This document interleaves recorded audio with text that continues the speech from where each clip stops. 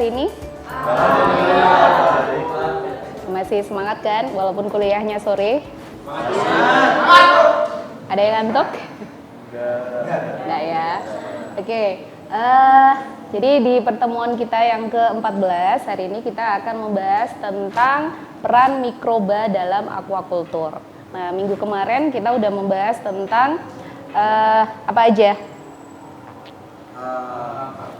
Bakteri. Oke, ada bakteri. Kalian juga udah mempelajari tentang jenis-jenis bakteri, kemudian bagaimana cara mengisolasi bakteri dan bagaimana cara mengidentifikasi bakteri. Selain bakteri, ada apa lagi? Ada jamur. Nah, ada jamur dan juga ada protista. Protista itu ada dua anggotanya, apa? Protozoa dan alga. Oke. Nah, selain bakteri, yang tipe selnya prokariot apa? Kalau kalian lihat di gambar ini, iya, ada archaea. Ada yang masih ingat bedanya bakteri dan archaea apa? Masih ingat nggak? Kalau archaea itu dia hampir sama seperti bakteri, tapi dia memiliki kemampuan untuk mempertahankan diri dalam kondisi yang ekstrim. Jadi misalnya pada suhu yang sangat tinggi atau suhu yang sangat rendah atau bahkan dalam kondisi yang asam. Itu bakteri. Itu archaea ya. Oke. Nah, kira-kira dari sekian banyak bakteri yang ada di pohon filogeni ini atau yang sudah kita bahas kemarin, ada nggak yang berperan dalam aquaculture terutama? Ada. Apa? Contohnya? Ada bacillus. Terus? Peran itu bukan berarti peran yang positif saja ya, bisa jadi peran yang negatif. Nah, bacillus dia lebih berperan positif atau negatif? Positif. Kemudian ada apa lagi? Ada Aeromonas. Kemudian ada Streptococcus. Yang di udang biasanya apa? Ada bakteri Vibrio. Nah, banyak ya. Oke, nah hari ini kita akan mencoba membahas lebih dalam tentang peran mikroba dalam aquaculture. Nah, capaian pembelajaran kita hari ini itu adalah mahasiswa mampu mengkaji tentang konsep-konsep mikrobiologi, sifat-sifat dan peranan mikroba dalam kehidupan sehari-hari, serta penerapannya dalam budidaya perikanan atau dalam aquaculture. Jadi misalnya tadi kamu bilang bacillus itu perannya untuk apa sih? Atau Aeromonas itu juga perannya untuk apa? Vibrio itu bagaimana peranannya? Gitu. Nanti akan kita bahas lebih dalam, insya Allah. Nah, indikator penilaian atau tingkat keberhasilan dari mata kuliah ini dikatakan berhasil jika setelah mengikuti perkuliahan ini kalian mampu memahami dan menjelaskan peran mikroba dalam aquaculture. Kemudian kalian mampu merumuskan tentang syarat-syarat probiotik dalam aquaculture dan mampu menganalisis potensi mikroba yang bisa dijadikan sebagai kandidat probiotik. Nah, kira-kira bakteri-bakteri itu dia bisa nggak semuanya berperan sebagai probiotik? Tidak semua. Ada yang bisa dan ada yang tidak. Nah, kita akan menganalisis mana sih yang berpotensi sebagai probiotik dan mana yang tidak. Oke. Nah, tadi berbicara tentang probiotik. Sebenarnya apa sih probiotik? Apa? Ya, probiotik itu adalah mikroba yang menguntungkan. Apakah bakteri aja? Apakah bakteri saja mikrobanya? Tadi kan definisi dari probiotik adalah mikroba yang menguntungkan. Nah, apakah mikrobanya itu merupakan bakteri saja? Tidak. Karena kalau kalian lihat di sini, konsep probiotik itu justru pada awalnya itu dikemukakan oleh Lilly dan Stilwell pada tahun 1965. Itu bahkan bukan bakteri, tapi itu adalah protozoa. Jadi konsep probiotik pertama kali ditemukan pada tahun 65 itu karena si Lilly dan Stilwell ini dia menganalisis tentang potensi protozoa yang mampu menghasilkan faktor tumbuh bagi protozoa yang lainnya. Ada di usus, hanya ada di usus. Padahal saat ini apakah probiotik itu hanya ada di usus perannya? Tidak. Nah, maka oleh Salmi bahwa probiotik itu tidak hanya memiliki peran di usus saja, tapi juga bisa di tempat yang lain atau bahkan tidak di dalam tubuh inang. Buat 5 kelompok, ya silakan nanti kalian membentuk 5 kelompok. Nah, nanti masing-masing kelompok tugasnya mendiskusikan tentang apa saja sih peran mikroba dalam aquaculture. Tadi misalnya ada yang bilang bacillus. Bacillus itu perannya seperti apa? Apakah ke usus untuk pertumbuhan atau yang lainnya? Atau bagaimana? Nah, ini nanti yang akan kalian diskusikan. Kemudian syarat-syarat kandidat probiotik. Nah, tadi kan tidak semua mikroba itu bisa dijadikan probiotik. Nah, syaratnya seperti apa yang bisa dijadikan sebagai kandidat probiotik? Untuk membantu kalian dalam berdiskusi, saya sudah memberikan jurnal ini untuk kalian diskusikan, bisa kalian bahas dan kalian review di dalamnya.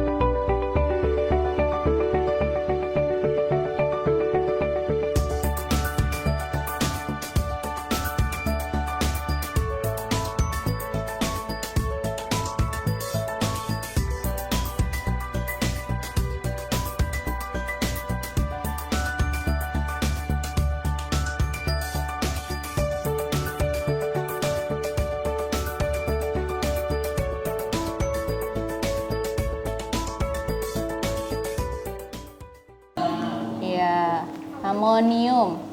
Jadi apa? Nitrat. Yang ini kemarin adalah bakteri Ammonia oxidizing bacteria. Berikan juga prebiotik, kadang juga ada symbiotik.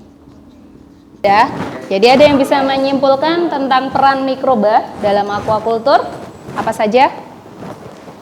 Siapa yang mau? Jadi peran probiotik dalam budidaya ikan itu dia dapat memperbaiki kualitas air lingkungan budidaya karena dari probiotik tersebut mengandung bakteri yang dimana bakteri tersebut dapat menguraikan sisa-sisa pakan, kotoran yang berupa amonia, kemudian diuraikan melalui proses sentrifikasi. Oke. Kemudian dalam probiotik dapat juga untuk menjaga imun tubuh bagi organisme yang dibudidayakan.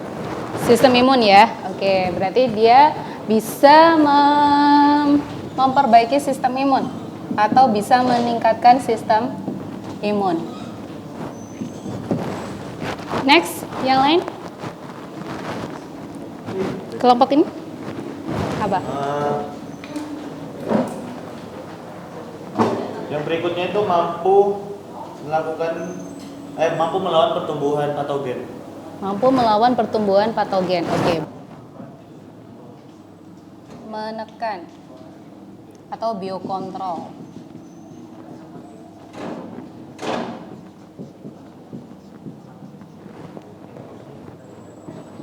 Ada lagi yang lain?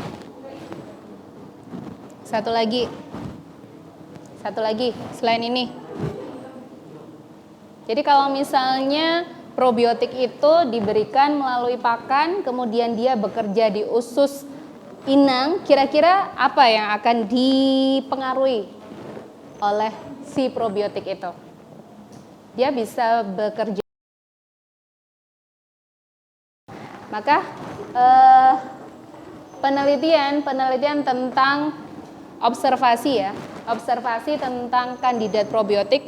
Nah, itu nanti yang akan dilakukan pada proses screeningnya, tahapan-tahapannya. Tentu akan berbeda, probiotik yang berperan terhadap sistem imun, probiotik yang berperan terhadap pertumbuhan. Pertama yang harus dilakukan adalah proses ini, screening kandidat probiotik. Nah, apa dasarnya untuk menentukan bakteri apa yang mau dipakai? Tadi, kamu mau menghasilkan probiotik yang bagaimana? Apakah probiotik yang bisa memperbaiki pertumbuhan?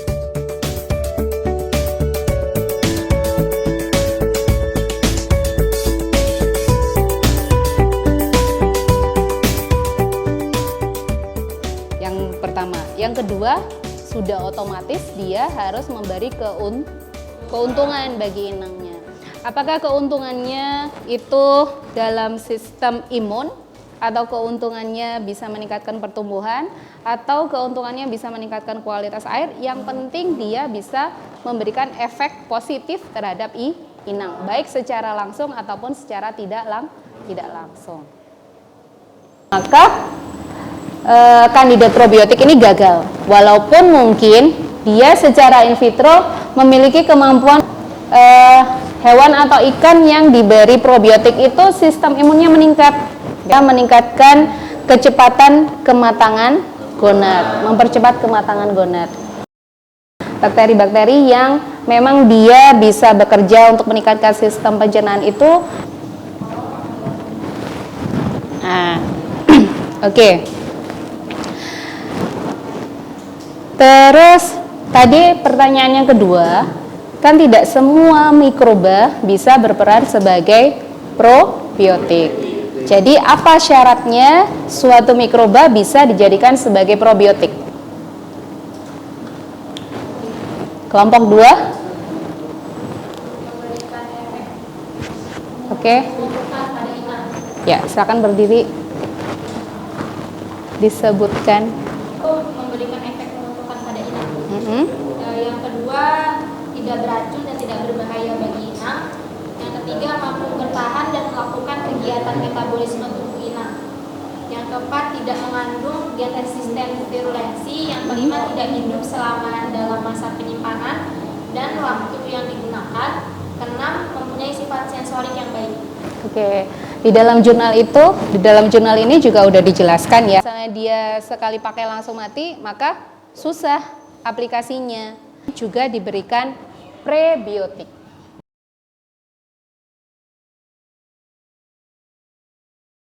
Berikan juga prebiotik, kadang juga ada simbiotik. Kemudian tugasnya nanti untuk pemahaman lebih lanjut. Jadi jika Anda ingin mendapatkan kandidat probiotik yang mampu meningkatkan pertumbuhan,